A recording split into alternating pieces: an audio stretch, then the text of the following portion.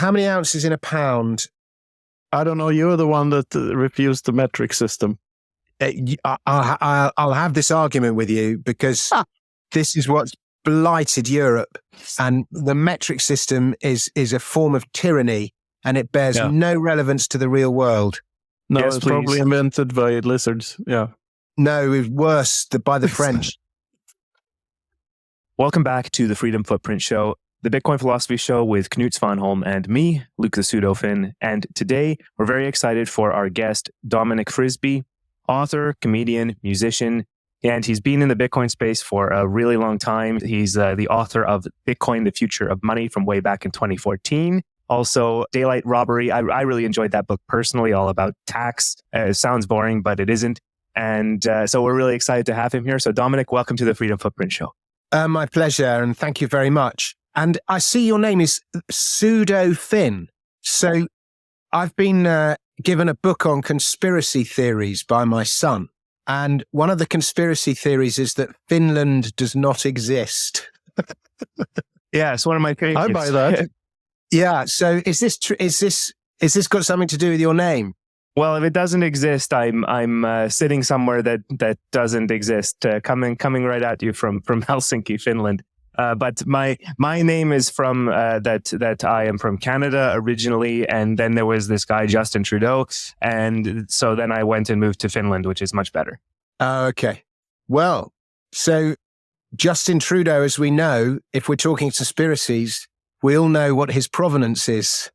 Castro. Well, Castro, or possibly Knut Svanholm himself.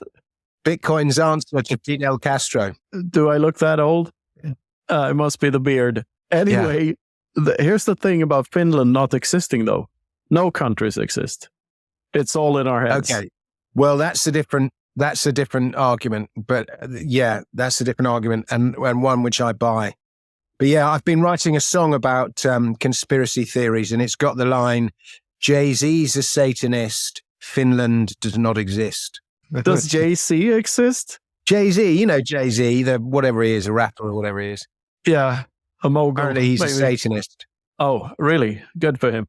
Well, there was a South Park episode about Slash not existing. You know, Slash from Guns N' Roses. And that is actually... Yeah, it was in the episode, it's based on an old Dutch tale of Übersluis or something, where there's this old folklore tale about this guitarist with a top hat that is too good to be true. My favorite is that the royal family, the British royal family, are in fact shape-shifting lizards. Wasn't that David Icke's thing? No, he thought the Jews were lizards, didn't he? Well, for a while. there's definitely the Illuminati are definitely lizards, but specific to the Finnish royal family, the British royal family, is they were killed towards the end of World War II by the Luftwaffe, and an alien spaceship that was observing mankind saw this happen and decided to take over their bodies, because that would be a good position from which to observe humanity. But they're not very good shape-shifting lizards. And so at night, they have to revert to their alien form. And this is why Prince Charles, now King Charles, didn't want to sleep in the same bed as Lady Diana, because he was going back to his alien form. That's why he insisted on sleeping in separate bedrooms. But then one night, Lady Diana came to visit him in the middle of the night, and she discovered the truth about his lizard form, and that is why Lady Diana had to be bumped off. Oh, okay. So technically, if you chop off select parts of the royal body, they will grow out again. Is that the case? I guess so. If lizards do that, yeah. We should try. We should give it a go. Maybe someone did. Yeah. And it's because they're not very good shape-shifting lizards that the royal family aren't very good looking, and they've all got like big ears and they all look a bit weird because they're just not very good shape-shifting lizards. Oh, yeah. Second rate. Sounds plausible to me. Yeah. They're the shit coins of shape-shifting lizards.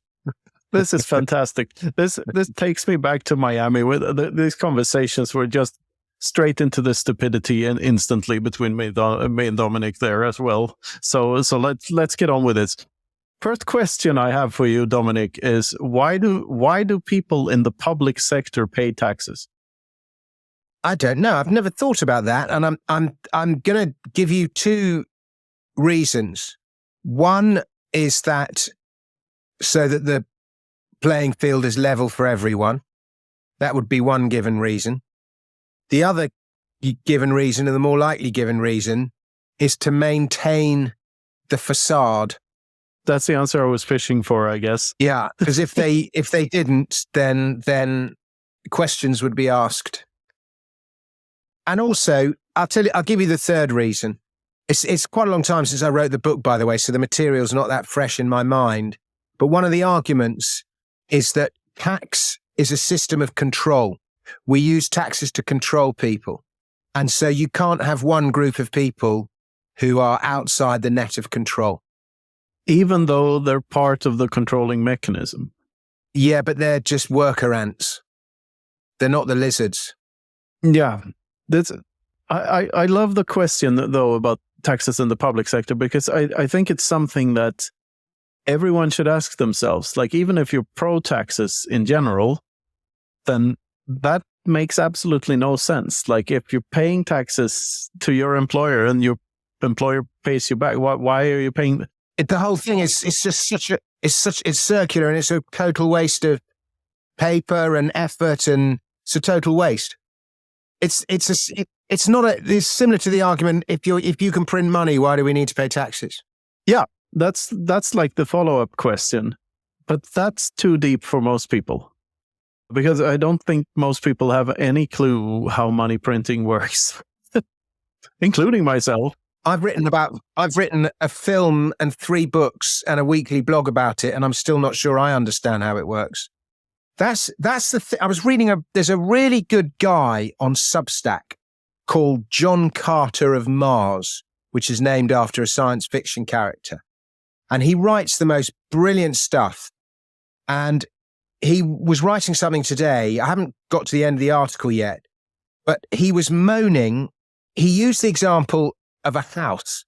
He was basically moaning. He was trying to work out who's in charge, because so many of the things that we have in our Western economies they're just there, and nobody planned them. Nobody voted for them. They're just there. And he used the example of a house. And when you're building a house, there are all sorts of building regulations that you have to comply with. And somebody at some point in an office somewhere decided on those building regulations. The walls need to be this thick and the supports need to be this. And then somebody else signed off on it. And then those became mandatory. And every house that's built in the country then has to conform to these building regulations, even though, there might be a house in a certain situation where the hill's in a certain way or whatever, that it doesn't make sense to build to those regulations. And those regulations might not even be that good. There might be better ways of building as building evolved and so on. But somebody decided them. They're now set in stone, and you can't build anything unless you comply with these regulations. And the person that made those regulations, we don't know who he is. Nobody knows who he is, or she is, or they are.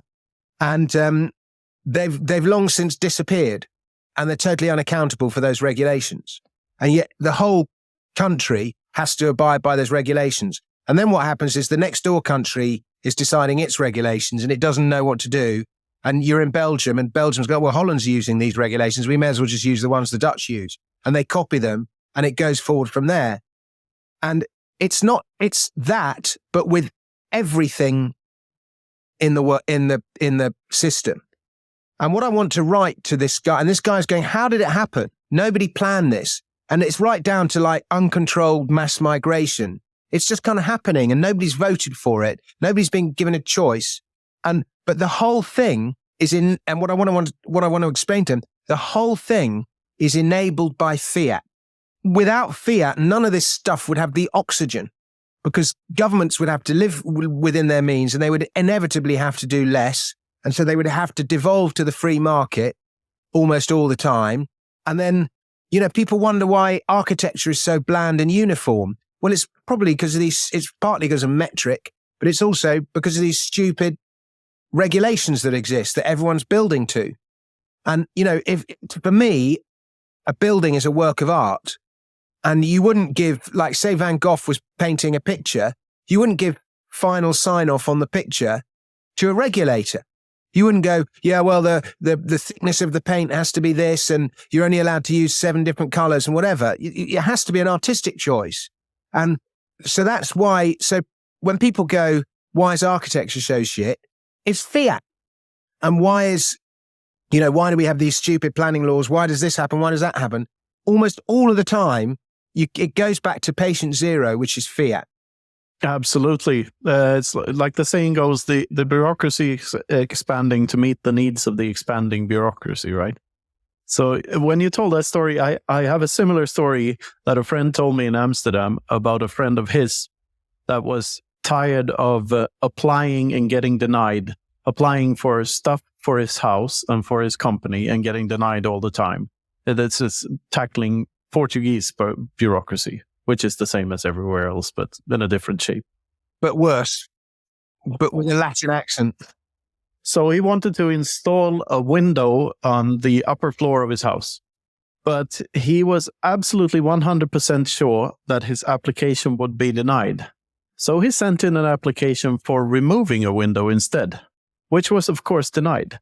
And then he installed the window, which I think is genius. And they never checked to see if the window actually existed. Of course not. That would have cost them money and time and effort. Like why would they? If the application is denied, he said, he sent an angry email back or something. Oh, okay then. So if you follow that logic, let's say you've got some land and it doesn't have planning permission, and you applied to have the planning permission removed and they denied it, then you've got planning permission. Yeah, you could build a golf course or something. Yeah, and then you go, I want to take down that house. And they go, no, it's a thing of beauty or whatever. And then, and they go, no, you can't take it down. So then you've got to put it back up again. Yeah, I love the idea. You should get AI to do pictures of the house that you want to take down. This could actually be a movement, if we could get people in every country to start doing this, just applying for the exact opposite of what you're actually trying to achieve, getting it denied, and then doing it anyway. I love it. So, let me ask you two gents a question. So, I discovered what fiat money meant and the evils of fiat in about 2005, 2006. And the answer to fiat at the time was gold. And so that's why I've always had this very soft spot for gold, which most Bitcoiners haven't got time for.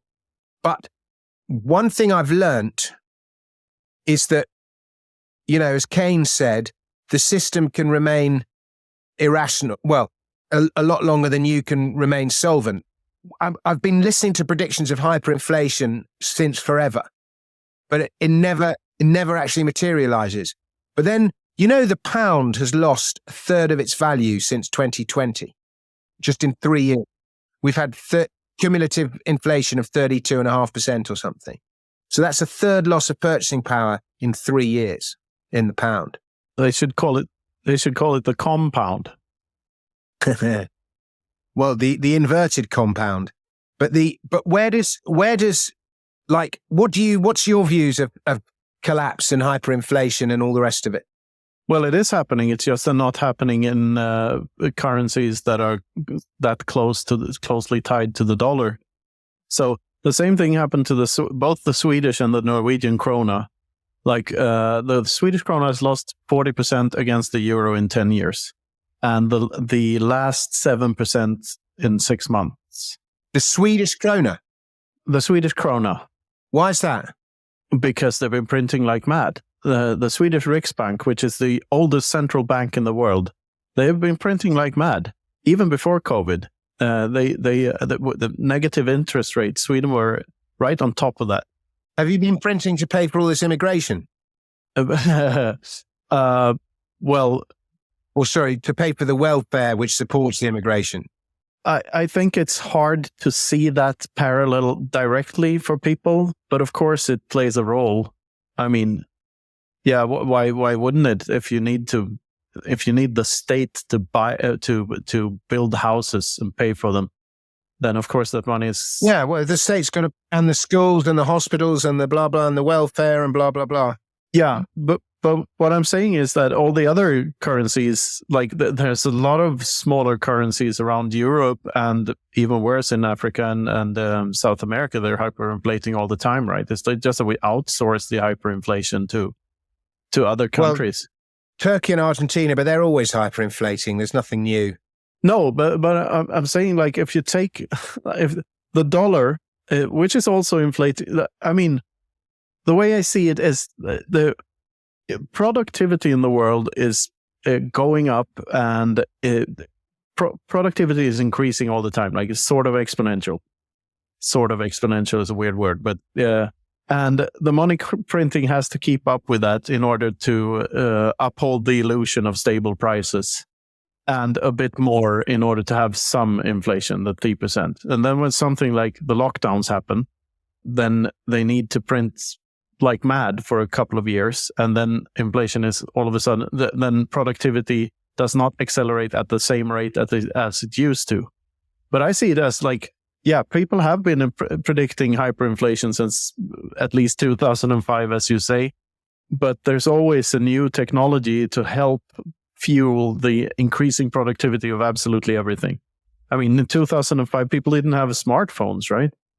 Which have, helped everyone be better at everything to a remarkable rate. So I think this AI revolution might save the central bankers for another 10 years, like because it's making everything, the marginal cost of production of everything, so much cheaper. So they can kick the can down the road, or I think a more suitable metaphor is roll the snowball down the hill for quite long before it crashes. So the increased gains from improved technology offset the money printing, basically, offset the hyperinflation. Yeah, that's the way I see it. I think that's the way.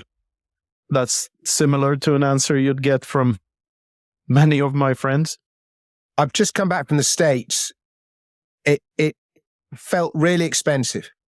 Like in 2007, it was $2 to the pound. Now it's $1.20. So that's, what is that? 40%? Yeah, it's awful. And then on top of that, you've got the fact that food is expensive in America. Yeah. I don't know how they all get so fat, because food is not cheap. Well, they've doubled their wealth in comparison to us in 10 years, right? Yeah. I tell you what, it's not so bad in California, but I was in Louisiana for a bit. And, when you go to places like the airports and stuff like that, and you just see folk from everywhere, that nation is being poisoned by its food. Yep. On an enormous scale. It's like, if I was writing a sort of Lord of the Rings allegory of everything that's going on, one of the things would be all the people in the free lands have been poisoned. Because that would be one of the, like, everywhere you look, there is barely, like, you go in Europe, there's quite a few fat people, overweight people. But there's also some, very slim people as well. And I think generally speaking, the food is less poisonous in Europe than it is in America. It's less processed. But I've been reading a lot about seed oils, and it's all those oils they put in it, in the food. Yeah, this is an interesting topic as well. I think this is such a hard one, though, because there's so many factors playing in. It's kind of hard to see clearly on this. I mean, the fact that you need a car to get anywhere in America. Yeah. There's no sidewalks or pavements, to use a more British term. That must factor in. But I saw I don't remember where I saw this, but it was an interesting thread about, obesity in general across the world. And it's getting higher in most places, but nobody really knows why, because they're cities on higher altitudes. It doesn't matter if it's on a plateau and doesn't have any hills or anything in them, but cities in higher altitudes, apparently have way lower obesity levels. Yeah, the metabolism's faster at altitude. Yeah, that might be it, or it might have to do something with the water. Who knows? Like, I don't know what it is, but it's a very strange epidemic, like the obesity, because Americans didn't used to be this fat, like not to this extent. You look at pictures in the 70s, they were not this fat. I mean, they were fatter than us. Yeah, but like it became a thing in the mid to late 70s. It started to happen. And I don't believe people are greedier now than they were 30 or 40 years ago. We're the same people that we were. So something in the diet has changed, and I'm sure it's those industrial oils. But yeah, altitude is like, I proposed a TV program once, which was a load of overweight celebrities go trekking in the Himalayas and watch the weight fall off them and watch how they deal with walking in the Himalayas. And it's partly because they wouldn't be eating shitty Western food. It's partly because they'd be eating healthy, unprocessed Nepalese food. And it's partly being at altitude and taking exercise. Yeah, that sounds like a costly program to make, though, because you'd have to bribe them, I guess. No, you would be cheap because you'd be filming outdoors in Nepal. And the overweight celebrities are probably desperate for attention. Yeah. And they're also desperate to lose weight. Not all of them. Yeah, well, most of them are. But it was just a casual observation of America is one, it's not cheap. It felt really expensive. Like, it's very hard to go and have a meal with a couple of drinks and pay less than $100 a head, or no, less than $75 a head. And yeah, that's weird. And it was expensive, and the people have been poisoned. They sure have. And you say it happened somewhere in the years after 71? That's when it started? Well, there you go. Might be a connection there. Yeah. Yeah, as Safe Dean says, it's Fiat Food. Absolutely. And it's when it's a classic example when we were talking before about planning regulation, building stipulations. It's the same with the regulation of the food industry. Like, somebody makes decisions. Like, if I run a restaurant, okay, and I want to run a successful restaurant, it's not in my interest to poison people. It's in my interest to feed them really well. But yet we have to have these food regulations to make sure that blah, blah, blah, blah, blah. And then the food regulations come in, and then, the industrial oil companies, the seed oil companies lobby the food regulation people. And then suddenly, industrial oils are good for you and animal fats are bad for you.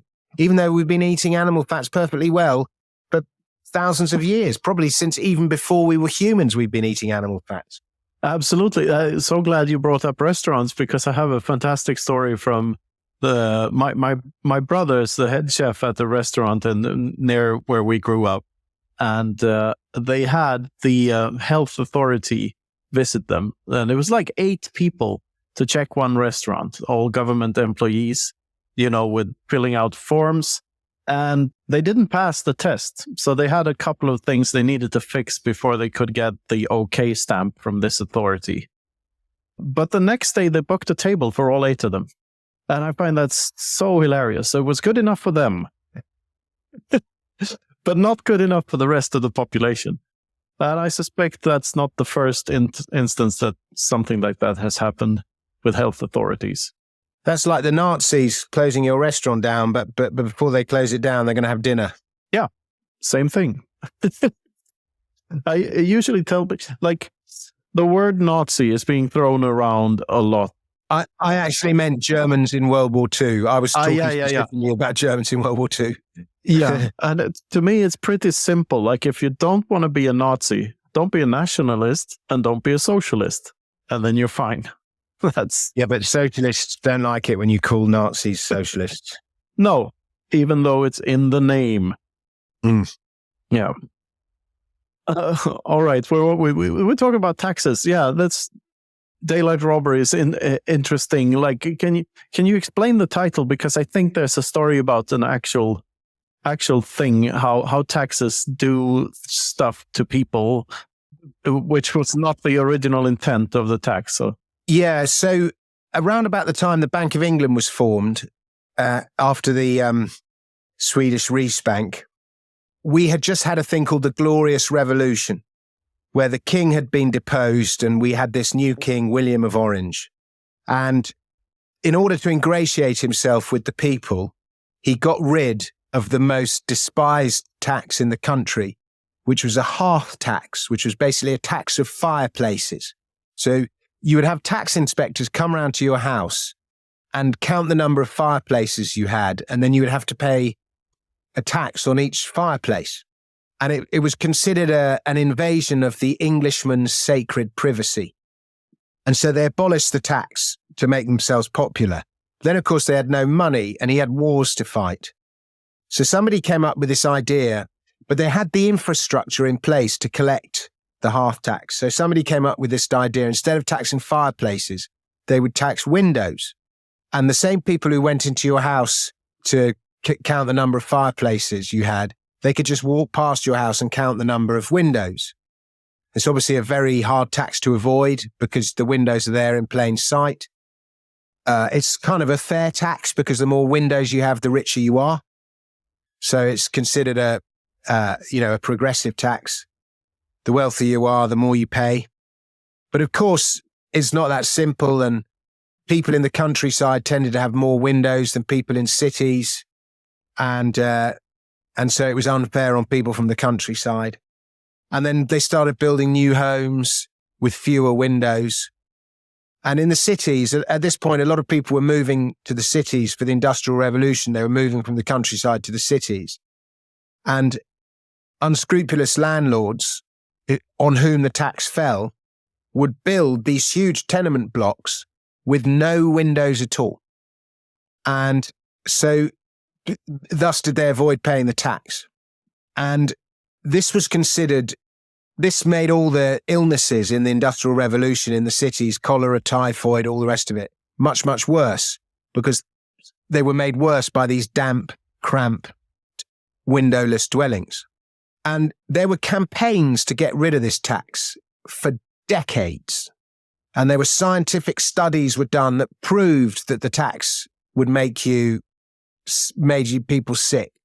And it was contributing to the illness of the nation for decades.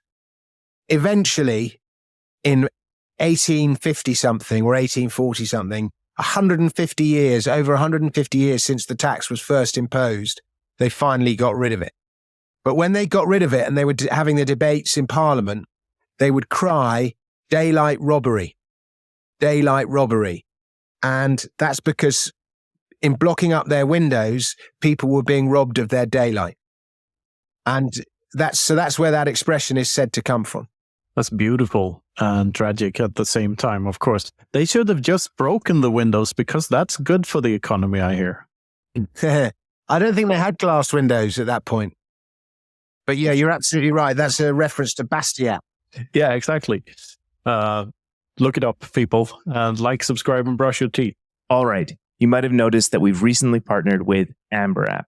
After our episode with Izzy, their CEO and our close friend, we knew we would have to partner with them in some way. If you haven't seen our episode with Izzy, definitely go check it out. You'll see why it's such a great fit.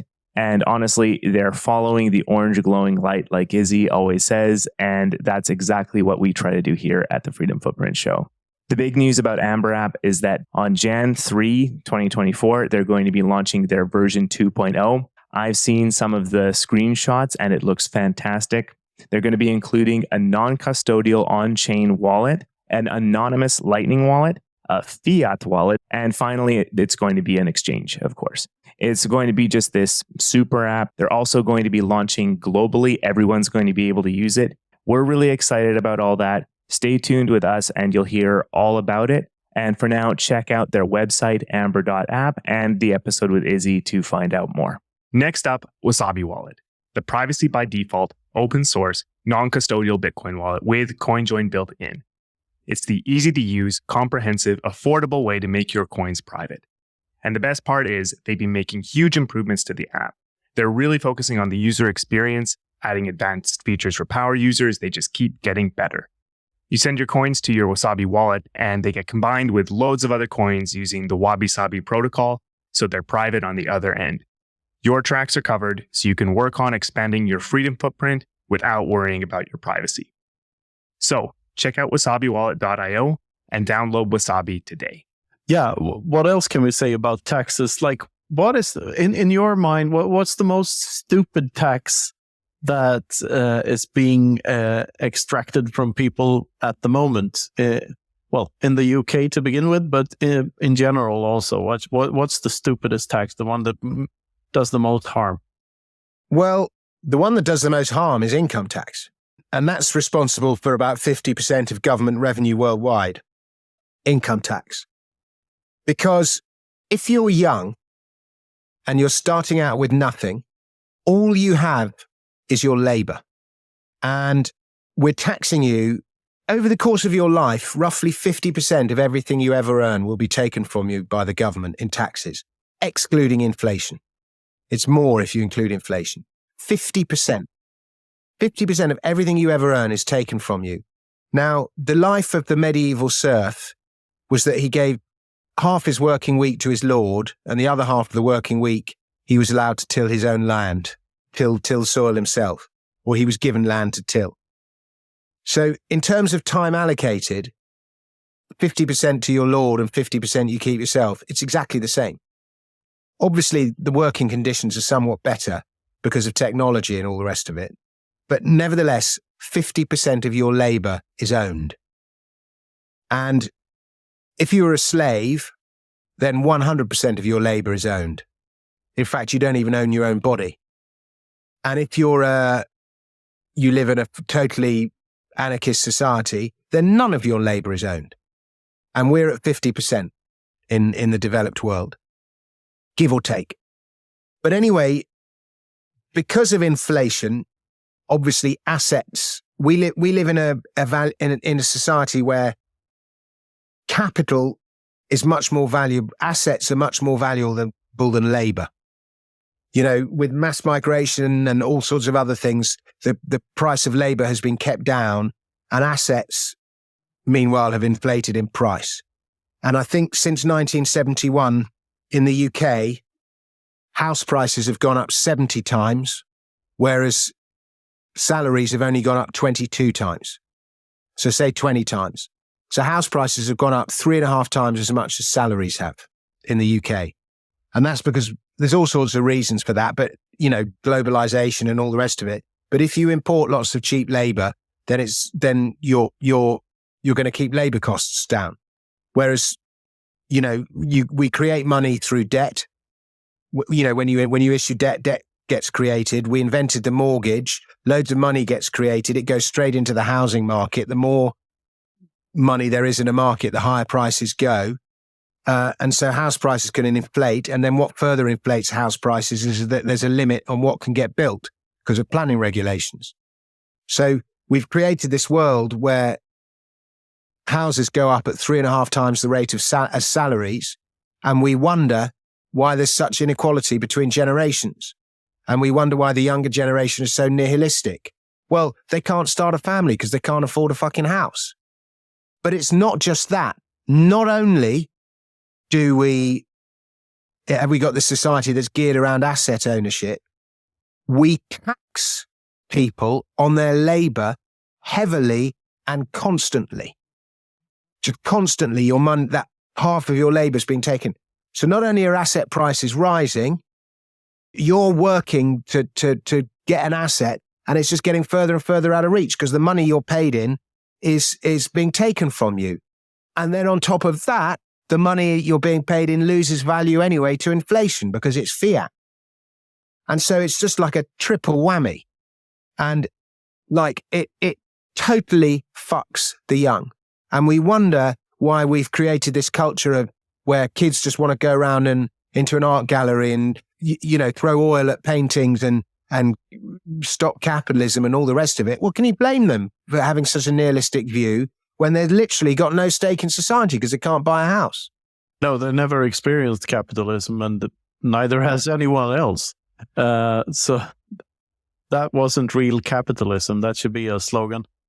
I mean, I'd say that so capital gains taxes or taxes on profits, like the example I love to give is if you have, like, what is profit? It's that you provide your good or service to more people and therefore you earn more.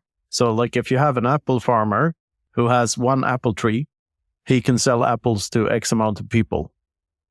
If the business is successful, he can afford to buy a second apple tree the second year to feed the double amount of people. The third year, 4 apple trees, and the fourth year, 8 apple trees. So it's exponential growth, which simply cannot happen if you tax people 50% because they never get to the second tree. So I think that's and people think like taxing the rich is always okay. But this is what that does in my mind, at least. You're missing out on these all compound effects and exponential growth that could have happened, and that's impossible to see because you're living in the timeline you're living in, so you never see the alternative cost. And that's, I think that the fact that you can't see what isn't there is what makes people fall for it over and over again. You have to tax capital and labor equally, and if you don't, then one will acquire greater value than the other. And we don't tax wealth. I'm not saying we should tax wealth, by the way. We don't tax wealth, but we do tax labor. And so it's inevitable that you have an inequality as a result. It just, like, the tax system causes wealth inequality. That's what people don't understand. It's supposed to be there to equalize life chances. It has the reverse effect. It causes wealth inequality. This ties in so well to a very interesting observation I heard about blockchain statistics, like the Glassnode data, which is showing that Bitcoin addresses with 1 Bitcoin or less in them are growing in numbers, while Bitcoin addresses with 10,000 Bitcoins or more in them are shrinking in numbers. And if you do the quite plausible assumption that many of these addresses are just people trying to accumulate a whole Bitcoin, like many people have. There's like 1 million addresses with 1 Bitcoin in them. And there probably can never be 2 million addresses with 1 Bitcoin in them because it's just not enough Bitcoins. But the thing that it's doing is that it's actually redistributing wealth by doing the very opposite of what those claiming to be redistributing wealth are doing. So by doing the exact inverse of what a wealth redistribution scheme would do, you actually redistribute the wealth. And I find that insanely fascinating. Yeah, I do as well. How many addresses are there with 10,000 or more Bitcoins? I don't know, but we could look it up somehow. Well, most of the wealth are in this big whale addresses. So that's still the thing. But the thing with Bitcoin is that there's no other way of getting any usage out of those Bitcoins than to spend them and buy stuff from other people. Like, you can't leverage the system in any other way. Maybe in this transitional phase that you can, manipulate the market a bit and sell off and buy at a cheaper price. But that gets harder and harder every time you try it because the market won't fall for it next time as hard. So it's very interesting to see how, like, a very pure free market with sound money is just doing it. It's getting the results that the socialists claim they want by doing the exact opposite. Yeah, I had an argument the other day. Somebody was saying Bitcoin causes inflation because the price keeps going up. So people are taking on debt or whatever to buy it, and they're creating money, and therefore it is causing inflation. Well, yeah, I hope it keeps on doing that, so more and more people wake up. So in my book, Bitcoin, the Future of Money, which I wrote in 2013, 2014, I wanted to be the guy who discovered who Satoshi was. And I devoted probably almost half the book to figuring out who he was. I spent hours reading the cypherpunk mailing list from the late 90s through till about 2005, trying to find signs and clues. And, it was really hard to figure out there's only a handful of people that it can have been because of the extraordinary knowledge that's required. It's not just, you need an extraordinary breadth of knowledge, but it's also an extraordinarily specific knowledge at the heart of mathematics, cryptography, monetary history, law, even things like databases, C++ coding. You know, there's just this bizarrely specific knowledge, but and PR, like Satoshi must be, if nothing else, he's the greatest PR genius ever. And so I was trying to figure out who it was. And so I love just sitting around with Bitcoiners, talking into the early hours about who it might have been and why it might have been this guy and why it might have been that guy. In fact, I was just in New Orleans last week and I was sat there with Lynn Alden and we both had a few glasses of wine and we were just sat there, you know, discussing who Satoshi might have been.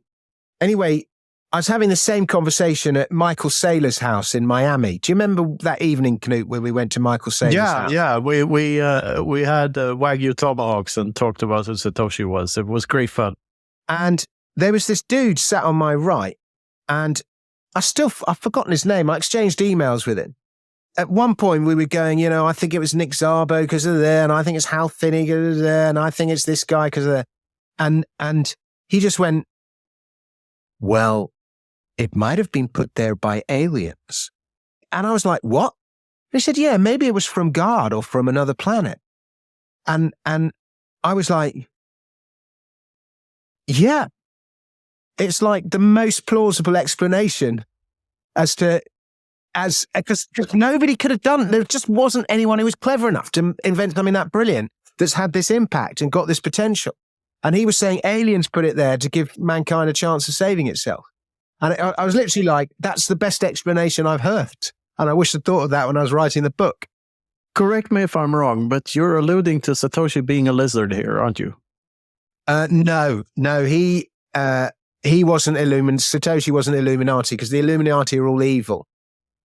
So Satoshi was, no, there's no such thing as a good lizard. You know what my favorite thing to imagine Satoshi was? That just to pop a hole in all this devout Christian view of who it was. So the American conservatives want to paint this picture of Satoshi as this messianic figure and the second coming of Christ and whatnot. So what if it's a guy in Finland who loves death metal and had 8 abortions? Like, that would be something, I think. What's his name? Marty Malmo, whatever his name is. Yeah. That is a deep reference. Yes, shout out Marty.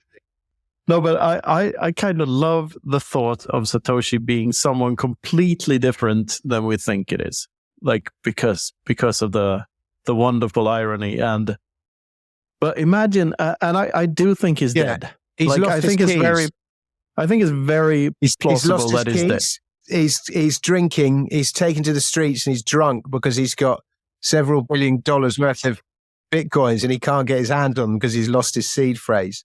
And he's just sat there screaming at people who walk past him, I'm Satoshi Nakamoto. Nobody believes him.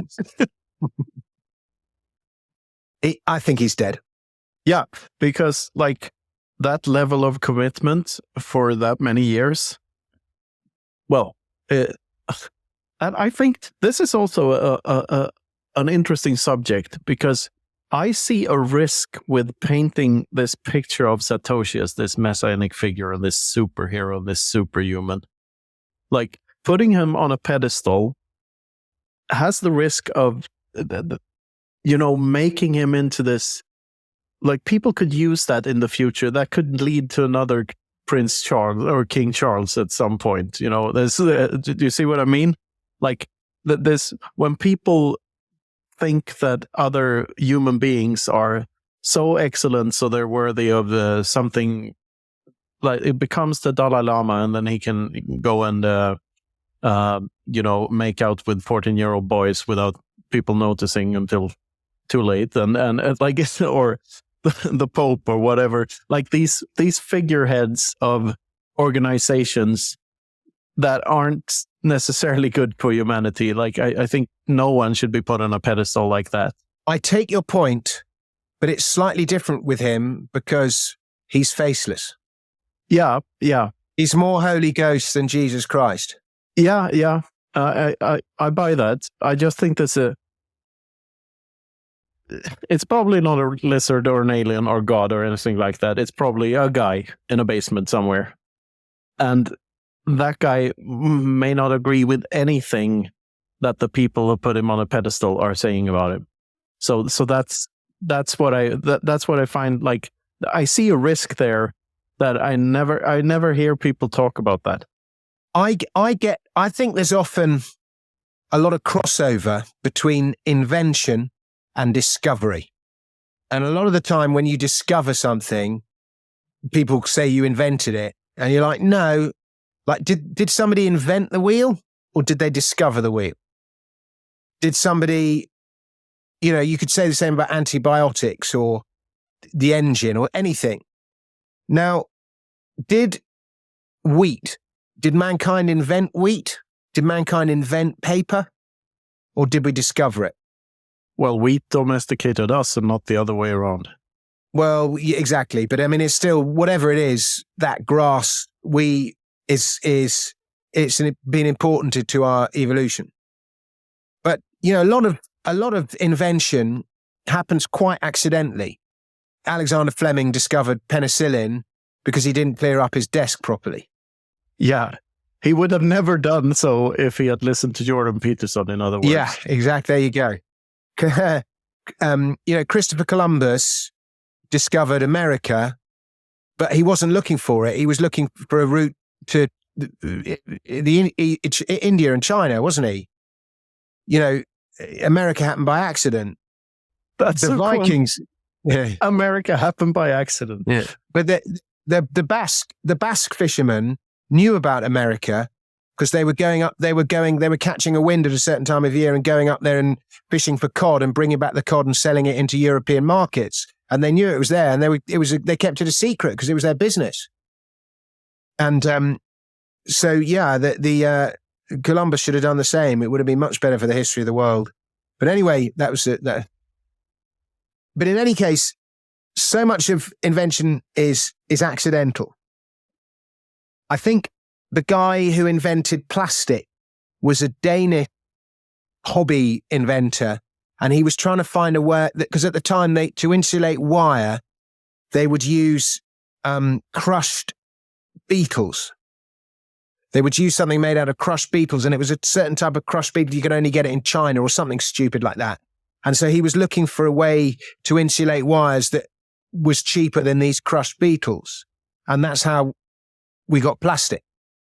The uses of plastic way exceed insulating electric wire. And it might be that with Bitcoin, so many things have just fallen into place with Bitcoin. Even like what you were describing with the distribution of the coins from the whales to the increasing 1 Bitcoin addresses and the falling 10,000 Bitcoin addresses. So maybe a lot of what's happened with Bitcoin is not invention, it's discovery. Yeah. And maybe a lot of it wasn't planned, it's just worked out that way because of the bandwagon that the invention has created and the number of geniuses that have been, like, one of the reasons I advocate owning Bitcoin is that you are leveraging the combined IQ of the Bitcoin community. And it's a very high combined IQ. There's a lot of very clever people in Bitcoin. At least 80, yeah. But do you know what I mean? Whereas, if I compare Bitcoin to mining or something, the IQ levels they're not the same. There are some very clever people in mining, and there's some brilliant promoters, and there are some brilliant geologists and so on. But they're not like supercomputer technical geniuses like you find in crypto, in Bitcoin. And but that combined IQ has helped make things work and just guided it in a certain way. So maybe he just stumbled across something, worked out, solved the Byzantine generals' problem, solved the problem of double spending with the blockchain, and then everything just literally snowballed from there. And it wasn't planned. It's just he opened the portal, he opened the Pandora's box, and everything else has just happened because it was going to happen as soon as that portal was opened. I think this is very plausible, like something like that. And it's I wrote about it in one of my books, like it's one of the most quoted passages from it, like the absolute mathematical scarcity and a sufficiently distributed decentralized network was a discovery rather than an invention. It could only be discovered once, since the very thing discovered was resistance to replicability itself. So what I'm trying to say with that is that it was more akin to the discovery of the Americas than, or the discovery of the wheel, since you can only do that once.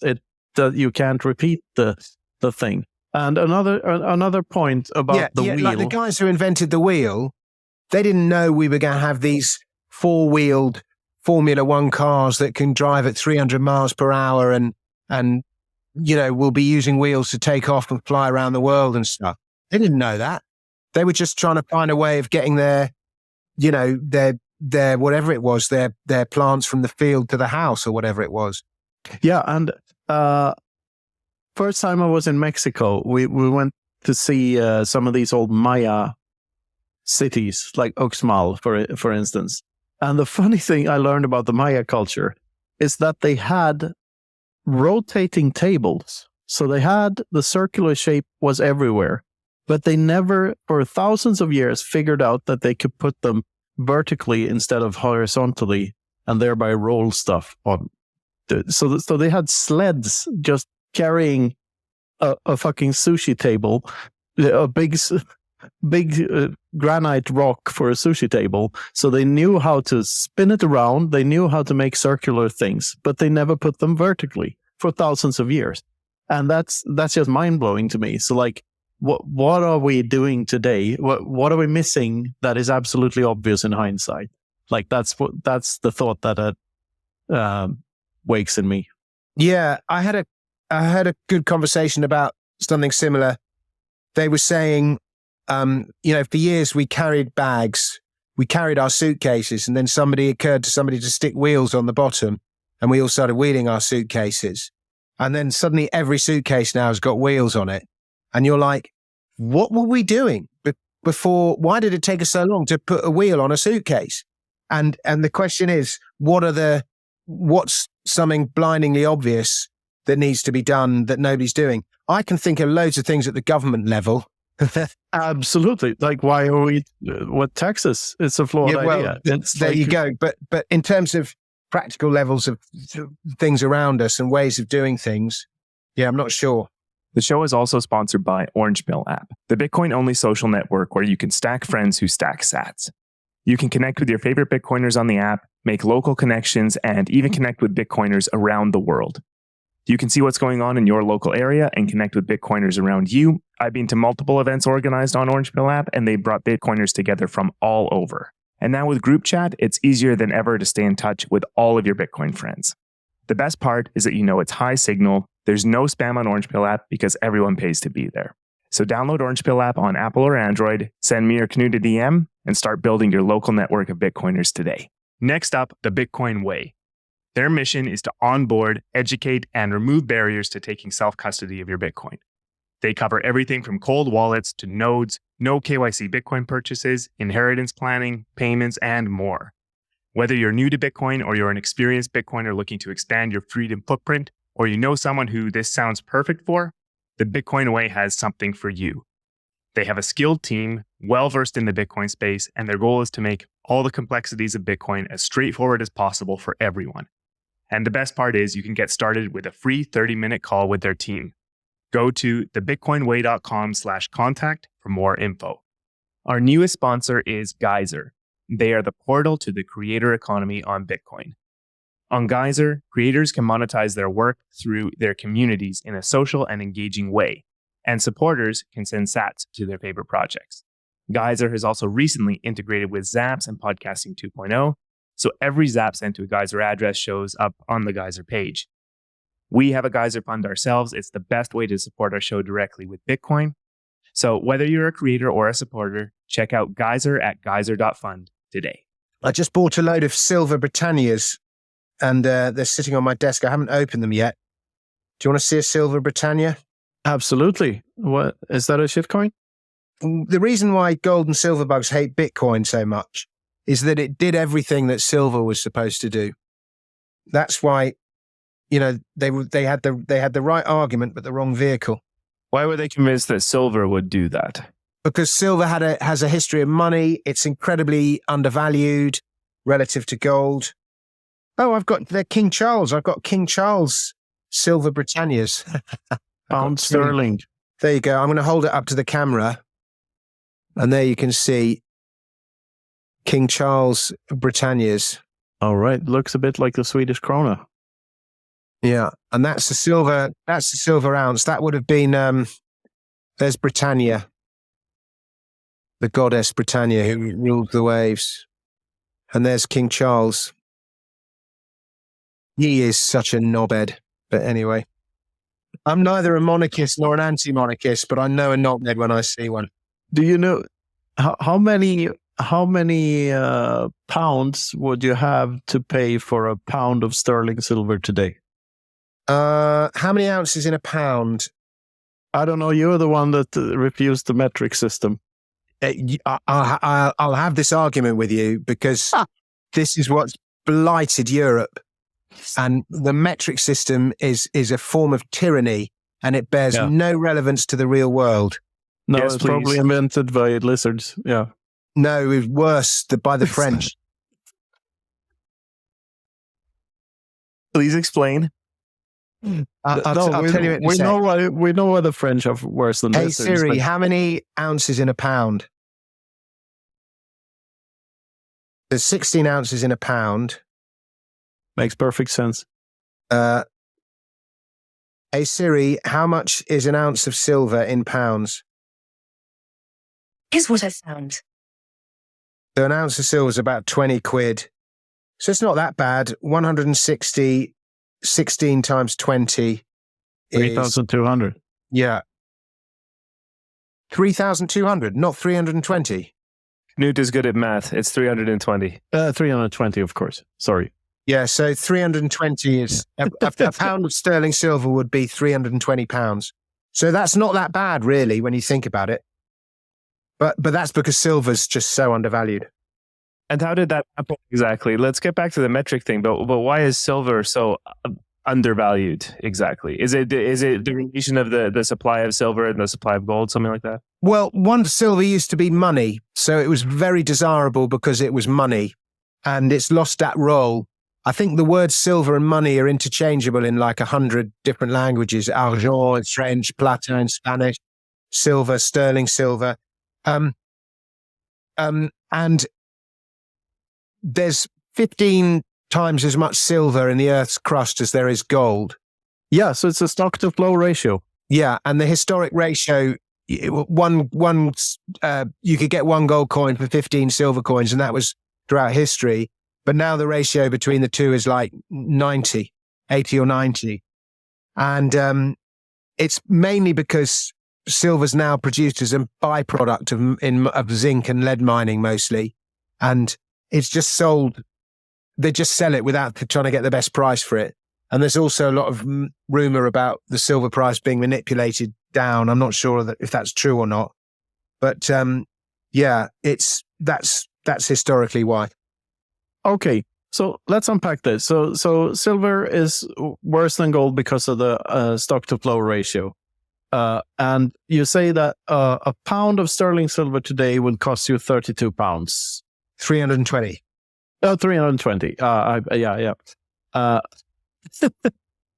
Yes, this is why I wrote a book with mathematics in the title. Anyway, that means that's the money printing since the term pound sterling was invented or discovered. Like, I think a pound sterling, it's one of the oldest, if not the oldest currency in the world, right? Yeah, still in use. Yeah. Yeah. But was it a pound of sterling silver you could exchange it for in the beginning? 1 libra. It wasn't that you could exchange it. It was a pound of sterling silver. Oh, yeah. So, and that was like how many years ago? 500? Until Isaac Newton. Okay. So yeah, but till when was it? Till about 1700. You could. It was a pound of silver, an actual pound of silver. Mm-hmm. So from that point on, from the days of Isaac Newton to now, the guys with the money printer, whoever they were at the time, have been able to steal 330. Okay, let's do the math correctly. 319 320s of everyone's everything for that amount of time. Well, so it's worse than that. Yeah, they've stolen like 99.7% of everything then, since then. Yeah, but it's worse than that, Knut, because... Of course it is. Because look, here, this is... Oh, no, that's not a real one. That's a fake one. Is that a pound cash?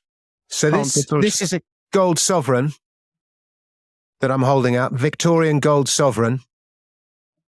And that would be a bit less than a quarter of an ounce of gold. And it's about the weight of a 2p piece, or maybe a 20 centime or whatever. I can't remember what money you use, but it would be way about a quarter, a bit less than a US quarter. And that was the pound coin from 1816 through till 1914. The sovereign was the pound coin. All right. And to buy one of these now costs you about £420. Yeah. It costs you about £420 to buy the old pound coin. Yes, there you have it, people. You've been robbed. Yeah. And I wonder what happened in 1914, hey? Yeah. It's the French, the Germans and the English all came off the gold standard to print the money to pay for the First World War, as I'm sure you know. Yeah. And the expression was, the war will be over by Christmas. Everyone thought the war would be over by Christmas. And it would have been over by Christmas if they'd stayed on the gold standard, because there was not the gold to pay for that war to go on for the extent that it did. It was only coming off the gold standard and then issuing shitloads of debt and printing loads of money that enabled that war to go on. And like, if you look at the beginning of the end of Europe, it was basically then, maybe a couple of years earlier. Yep. But that's when, like, we were the greatest place in the world. Western Europe was the greatest place in the world until about 1910, 1911. You know, the center of innovation, invention, everything. And like, that war killed us, and we've never recovered from it, basically. And it was a purely creation of fiat. In your mind, is that war still ongoing? The Great War? Is it a war between the governments and the people? Is it as simple as that? I hadn't thought of that, but I guess you could look at it like that. I mean, Europeans have always been fighting each other, but what's so funny is when we're at war with each other, we're all still trading with each other at the same time. Like, you know, often the two armies are trading stuff with each other. And, but yeah, I guess so. I think we've got, you know, Christians and Muslims have been fighting since the invention of Islam, and we're still at it. You know, that's an ongoing war. But let's come back to metric, because this is far more important. Yeah. Back to metric.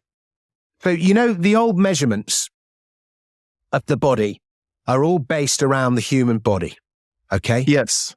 Which is different from person to person. An inch would be a thumb. A hand would be 4 inches, 4 thumbs. You'd get 3 hands in a foot, and a foot is a shoe with a boot on. And even though they vary from person to person, they actually don't vary that much. And the reason, like, a pound is a handful. Like, if you, like, the most you can carry in your hand is a pound of apples. It's just like the right amount.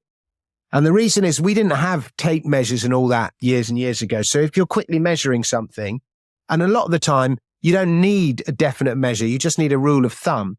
And if I'm building a house and I know that this thing needs to be 4 hands long, it doesn't matter what your hand's length is. All that matters is what my hand's width is. And it's just so practical. And like bricks, for example, all bricks are a hand's width. And the reason they're a hand's width is so that a brickie, a worker, can lift the brick. And so all bricks, even today, they're still a hand's width. And that's defined how buildings look. But obviously, the measurements were a tool of taxation, especially because you would measure your, whatever it is, your goods, and you would be taxed on a portion of that measure. And so in France, in the lead up to the revolution, you had every town had its own pint, its own, they all had their own different measures from town to town to town. And it was partly a way of defrauding the tax system, and it was partly a way of imposing the tax system. But it's why you get so much regional diversity in architecture, because every region has its own measurements. And the time is the same, because, we would think in terms of dawn and dusk, sunrise and sunset. We wouldn't think in terms of 8 o'clock. And it's only the leaders who are imposing national control who want to centralize everything and have one system across the board, because it's easier to levy taxes.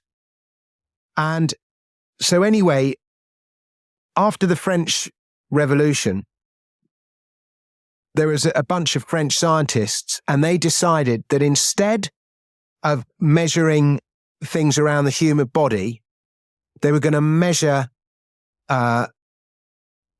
create a system of measurements based around the world itself. Yeah, the circumference of the Earth. Yeah, exactly. So it would be a universal system of measurements for the whole world. And so these two guys were given the task of measuring the width of the world, but they couldn't go from the North Pole to the South Pole. So they decided to go one guy went from Paris to, I think, Dunkirk, and then they were going to extrapolate it from there. And the other guy went from Paris to Barcelona, and he was going to extrapolate it from there. And the Earth is not a perfect sphere, so exactly. They thought the Earth was a perfect sphere, but straight away it's not. So the system is flawed. But I think I can't remember the exact numbers, but 1 meter was going to be one exact division of the radius of the Earth. But anyway, the guy who had to go from Barcelona to Paris, he had all sorts of problems. He had this device for measuring distances. You would measure it between two heights, and they thought he was a tax collector, so he was lynched and he was put in prison. Then they thought he was some kind of witch, and he had a nightmare, and so he ended up faking the data to make it out like it was what he expected it to be. And they only discovered afterwards that he'd faked the data, and they hid it. But they actually got the measurement of the circumference of the Earth wrong, and they were out by about 1.5 miles. And so the meter is a fundamentally flawed measure. It's based on a flawed measurement, and that's how metric came around. But basically metric is a tool of control and a tool of taxation.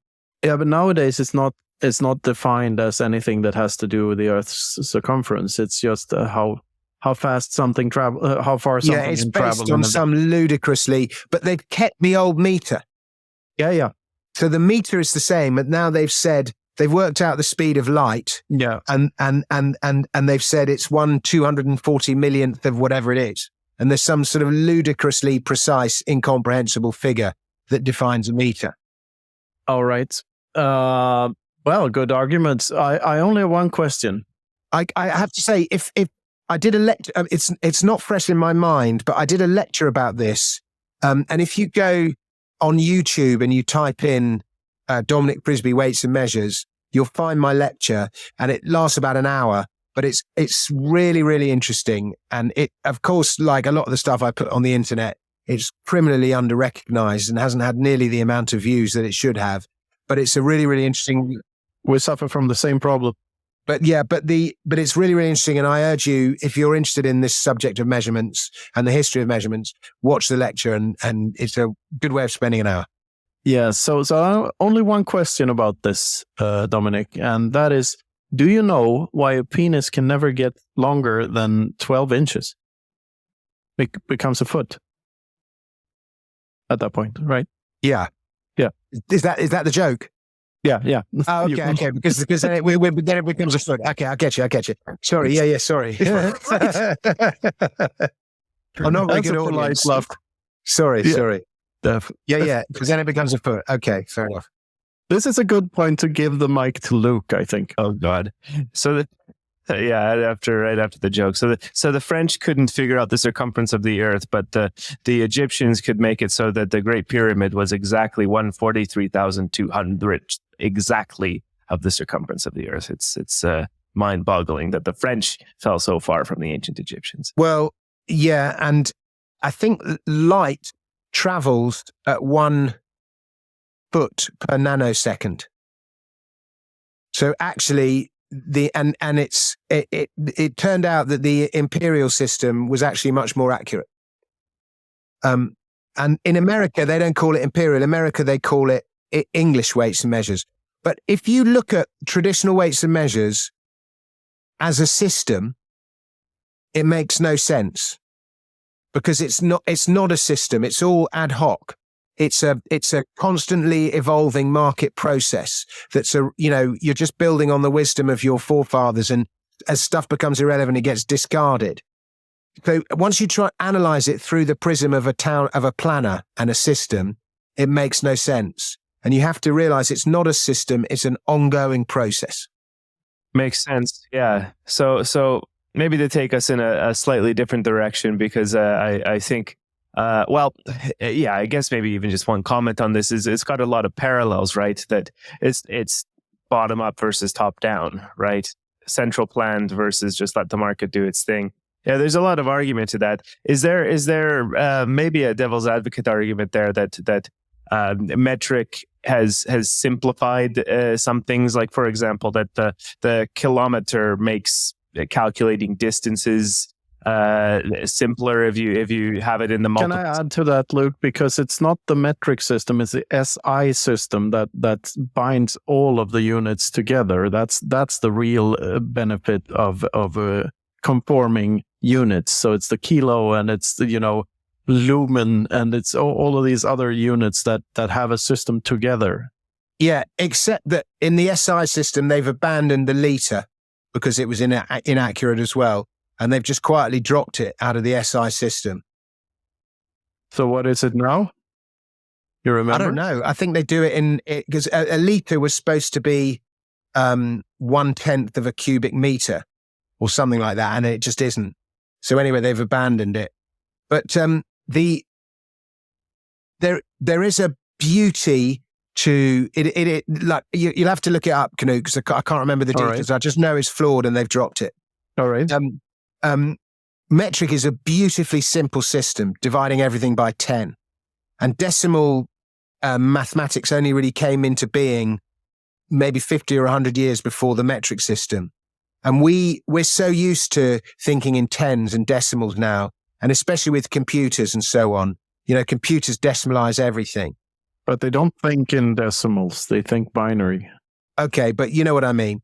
And whereas before we would think in 12s and, 16, 8, 4, 2, 1, they were all ways of quickly dividing things. If you've got a piece of cake, if you imagine a piece of cake, it's hard to divide a piece of cake into 10, but it's easy to divide a piece of cake into 16 because you halve it, and you halve it again, and you've got 16 equal pieces. Yeah, that's a piece of cake. All right. But the other beauty of metric, even though the fundamental measure was flawed, and I was being just slightly contrarian because I was, it is actually a beautifully simple system, metric, and it extrapolates so that you can't use the human body to measure light years, for example, or nanoparticles. Whereas metric you can, because it extrapolates down and then it extrapolates up.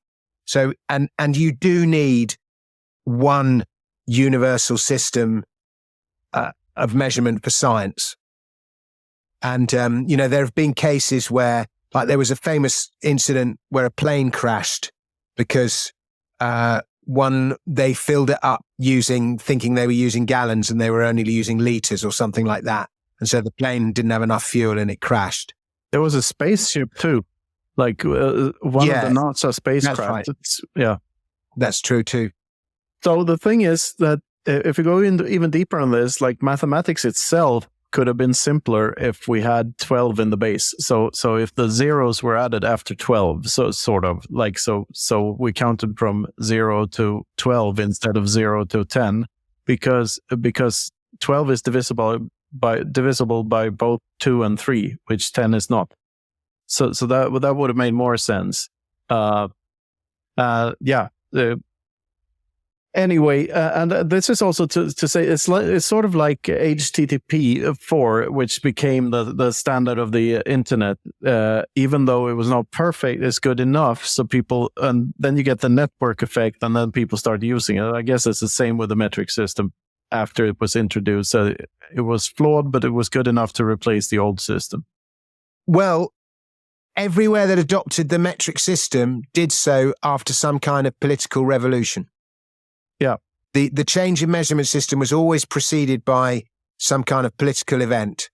And it's thought that, the new regime wants a new beginning, so they change the system of measurements.